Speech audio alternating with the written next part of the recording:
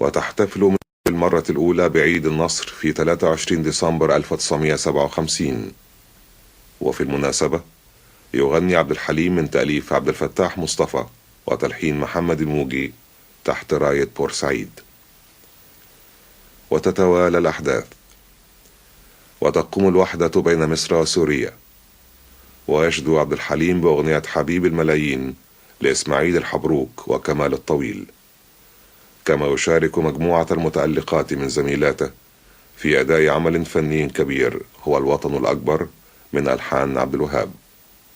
والكلمات لركن من أركان الكلمة الشابة الواعية، فقد كان فكرا جديدا مدركا لكل أبعاد ما يجري فوق أرض وطنه وأمته، مؤمنا بدور الكلمة في التعبير عن آمال الوطن وتطلعه إلى الغد الأفضل.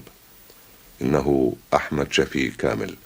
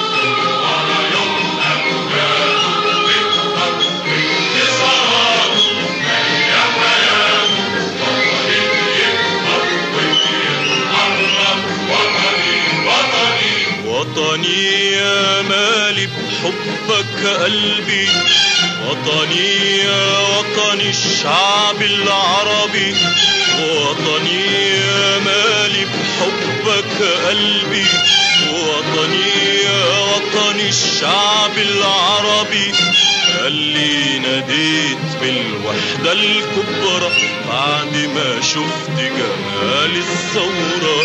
انت كبير واكبر كتير من الوجود كله، من الخلود كله يا وطني. وطني حبيبي الوطن الأكبر، وهو يوم أمجاد يكبر وانتصاراته مالية حياته.